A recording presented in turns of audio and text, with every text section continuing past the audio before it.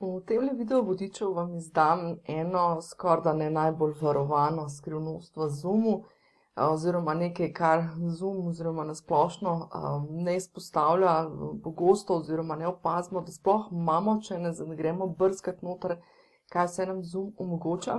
Skratka, gre za to, kako uporabimo drugo spletno kamero, torej poleg tiste glavne, na kateri smo mi z računalnikom, lahko uporabimo še drugo kamero, na kateri potem lahko snemamo oziroma imamo postavljeno, da snemamo razna ročna dela in podobne zadeve, ki zahtevajo, da je kamera usmerjena drugam in ne v našo govorečo glavo. Hojla, Maruša z e-dogodek.si tukaj in videovodič, ki se ga boš ogledal, je del obsežnejšega videovodiča, ki ga najdeš v spletnem hubu za e-podjetnike. Torej, videovodič, ki ga pravkar gledaš na YouTube kanalu, je torej v bistvu samo uvodni del, kjer te seznanim z osnovami, predstavim neke osnovne koncepte in pa v bistvu razložim, zakaj neko orodje je primerno in uporabno v našem edukacijskem biznisu. Praktični del, torej preostanek videovodiča, pa je v celoti na voljo torej v spletnem hubu za e-podjetnike, in sicer gre za članski program, v katerem solo podjetnike in manjše organizacije podpiram pri strateškem in pa tehničnem razvoju njihovega spletnega edu-biznisa. Če te torej tudi tebe zanimajo tovrstna orodja in pristopi, potem te seveda vabim, da se mi pridružiš, začneš lahko varno in brezplačno na e-dogodek.si, pošiljnica brezplačno oziroma brezplacno. Aktiven link za brezplačen dostop pa najdeš tudi spodaj v opisu pod tem videom.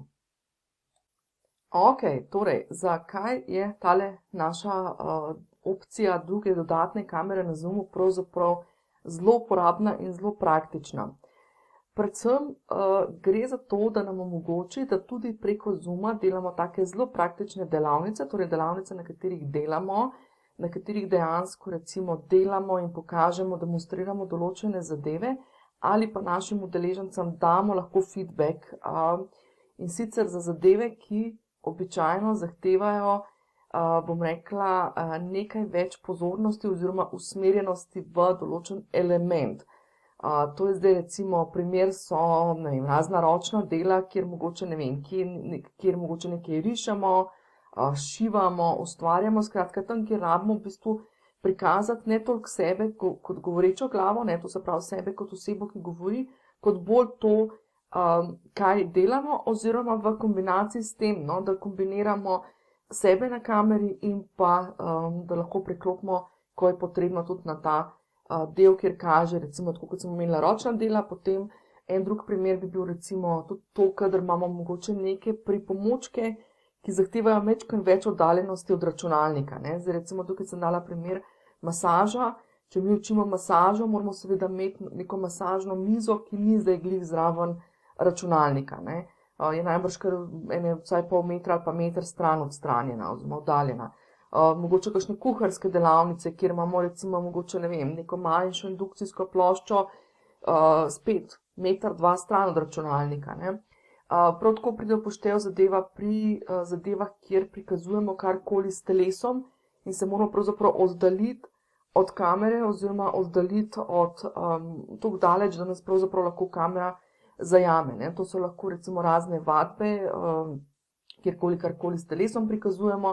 Lahko je tudi v končni fazi ta druga kamera usmerjena v neko našo flipchart tablo oziroma v našo belo tablo, kjer mogoče razlagamo in vizualiziramo zadeve, če smo na tak način navajeni prikazovati zadeve in podobno, no. Skratka, tukaj je enih par primerov, kaj lahko v bistvu delate oziroma na kakšen način lahko tole zadevo izkoristimo. Verjamem pa, da se najde še marsikakšen drug način. Kar je pri tem načinu prezentiranja na Zoomu pomembno, je to, da zdaj rabimo dve kameri. To se pravi, prva kamera, kamera številka 1, je tista kamera, ki jo imamo v bistvu na monitorju. Zdaj to je lahko kamera, ki jo imate priklopljeno oziroma ki jo imate vgrajeno v prenosni računalnik. Skratka, tista kamera, v katero dejansko gledate medtem, ko karkoli govorite z udeleženci. Druga kamera je pa kamera, ki bo usmerjena v našo, bom rekla, v naš produkt oziroma v tisto, kjer demonstriramo zadeve. Zdaj to je bodisi lahko v bistvu, smo rekli, nekaj, kar je zelo blizu računalnika, ne, če so neka ročna dela, pa če nekaj rišemo, imamo lahko v bližini, Lahko je pa to spet kamera, ki je, bom rekla, majčkeno bolj iz oddaljenosti snemanja. V tem primeru je lahko oddaljena tudi kakšen meter ali dva. Je pa seveda pri tem biti treba pozoren, da ta kamera številka 2, da ima dovolj dolg kabel. Zdaj, razne zunanje kamere, Logitechove, na primer, kamera, ki jo jaz sama uporabljam, Pro, mislim, kaj že, Stream Pro C922, na primer, ima približno 1 meter kabla, kar pomeni, da se jo da obrati tudi v kakšno drugo pozicijo, pa seveda v tem primeru rabimo tudi kakšno stojalo in podobne zadeve, kot so recimo tudi mogoče neka osvetlitev in podobno.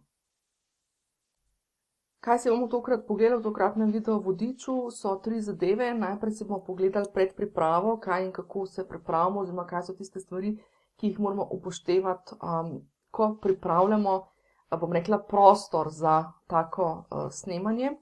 Druga stvar, pogledamo, kako se to vklopi na samem Zoomu med srečanjem, oziroma pač treniramo lahko tudi na suho. In pa tretja stvar, potem se še pogledamo, kako lahko med tema dvema kamerama, namreč vklopljeno imamo ves čas kamero, ki kaže nas kot govorečo glavo, in pa potem to drugo kamero, ki kaže torej to dejavnost, kako med tema dvema kamerama lahko preklapljamo, če je pač potrebno. Takole, preden štartamo še tale zadeva, namreč vse tole, kar bom pokazala, lahko preizkušaš tudi na brezplačnem Zoom računu, kar pomeni, da v bistvu ne rabiš biti nujno na plačljivi verziji Zooma, zato da lahko testiraš, ko imaš pa seveda neko skupinsko delavnico oziroma karkoli delaš, je pa seveda priporočljivo imeti plačljiv Zoom račun.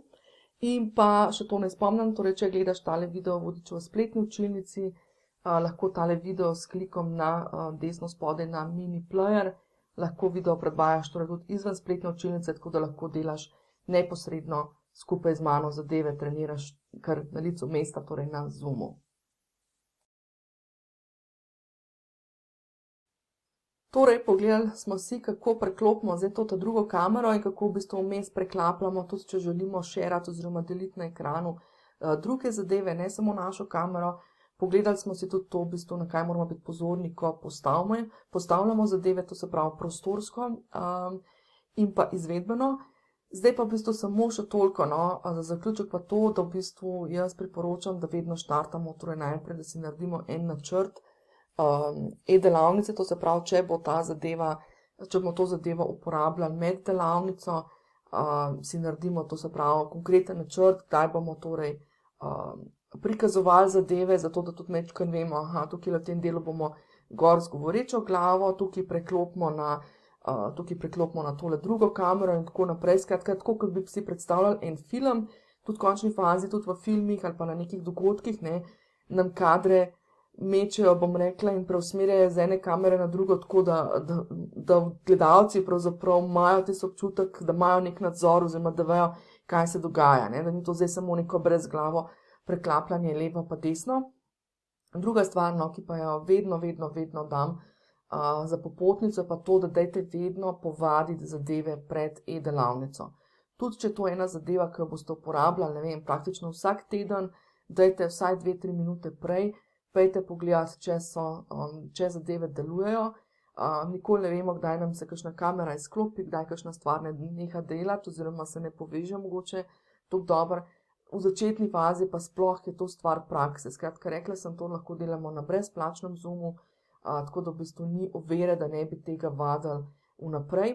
In pa potem seveda, tako kot vedno, izboljšuj svoj stil prezentiranja, izboljšuj, glej, kaj še lahko narediš boljš, glej, kaj še lahko spremeniš, glej, kaj je v bistvu tudi mogoče iz uporabniškega vidika, če vidiš, da udeleženci malo čuden gledajo vmes med delavnico, vprašaj jih, kaj je tisto, kar mogoče jih je zmotilo, kaj takega, skratka, in potem na podlagi tega vedno izboljšuj tudi ta način prezentiranja. Tako kot sicer pa tudi na voljo sem torej za support v pomenkovalnici znotraj spletnega huba, tako da če je kakršnakoli tehnična ovira, imamo tudi pogovorne urice, ko priješ pa pogledava skupaj na licu mesta za 5-10 minut, kakšne nastavitve ali pa potrenirava skupaj. Treniramo tole zoomanje in vse tele zadeve treniramo tudi na Zoom e-delavnicah enkrat mesečno In pa seveda vedno je na voljo tudi pač ali trening ali pa priprava na samo Zoom delavnico skupaj s tabo in mano, no, skratka, da skupaj pogledamo, skupaj pripravimo, naredimo načrt in tudi potreniramo vse možne zadeve.